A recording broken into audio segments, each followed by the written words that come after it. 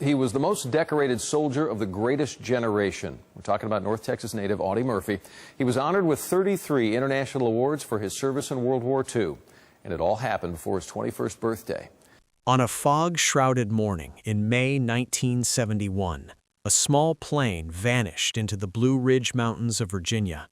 When the wreckage was found, the world was told it was a tragedy, a simple case of pilot error in bad weather. The victim was Audie Murphy, the man who had walked through the fires of World War II and emerged as the most decorated soldier in American history. The man death could not catch on the battlefield. But buried beneath the official report lies a different story. Missing records, witnesses silenced, forensic anomalies that defy the laws of physics. It wasn't just that Audie Murphy died, it was what he was doing when he died. He was no longer just a soldier or a movie star. He was a man on the verge of exposing a secret that powerful institutions wanted kept in the dark. To understand the end, we must understand the beginning. Audie Murphy was not born a soldier. He was forged by starvation. Born in 1925 to a sharecropper family in rural Texas, his childhood was a brutal lesson in survival. By age 10, he was the family provider. He hunted not for sport, but for dinner. Every bullet had to mean food on the table.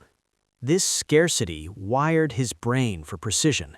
It taught him to suppress panic, to slow his heart rate, and to endure suffering without a sound. When war broke out, the Marines and Navy laughed him out of the room.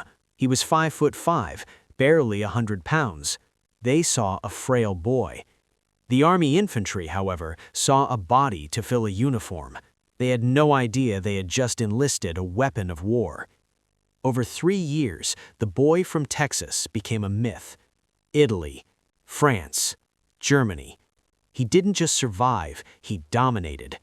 But the legend was cemented on January 26, 1945. The Colmar Pocket. With his company decimated and German tanks advancing, Murphy ordered his men to retreat. He remained behind. He climbed atop a burning M10 tank destroyer, essentially a bomb waiting to detonate, and manned the .50 caliber machine gun.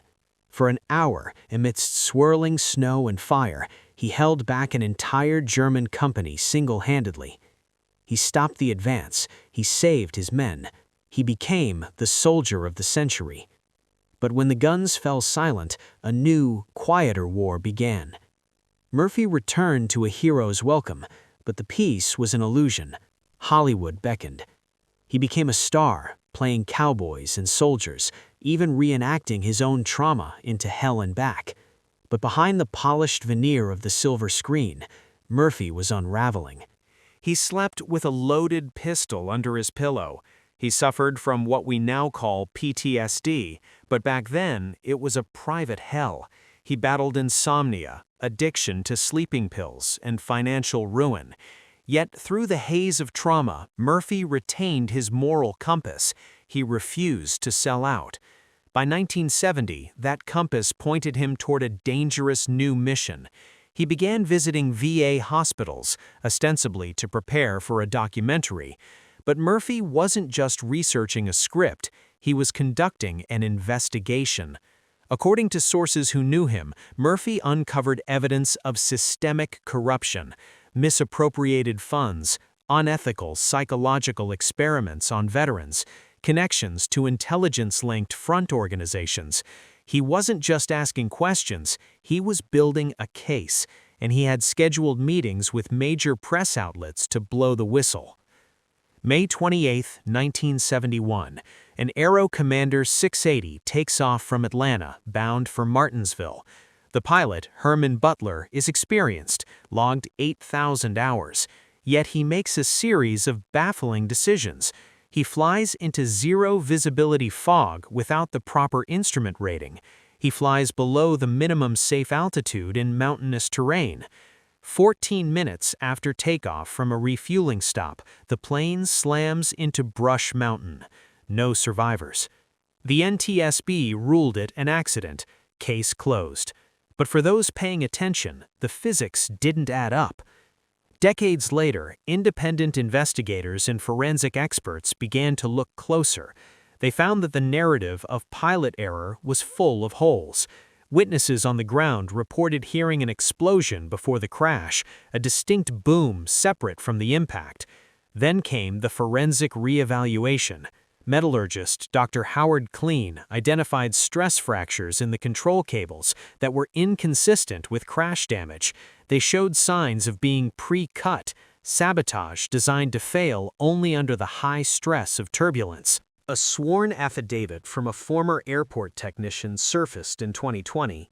He claimed to have seen unknown men working on the aircraft the night before the flight, men who vanished from the records the next day. Perhaps most damning are the declassified files. We now know Murphy was a target of the FBI's COINTELPRO surveillance. His phone was tapped, his mail opened. Why? Because the man who saved a company in France was now threatening to expose a machinery of corruption at home. A memo dated just days after the crash chillingly noted, "Investigation proceeding as planned. Assets positioned to manage deviations from narrative." Audie Murphy's son, Terry, continues to fight for the release of sealed documents, but 50 years later, the stone wall remains. Was Audie Murphy a victim of the fog?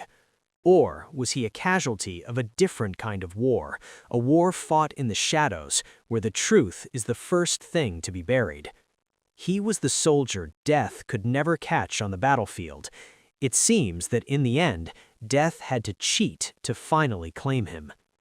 What do you think really happened on Brush Mountain? Let us know in the comments below. And for more investigations into history's darkest secrets, make sure to like and subscribe.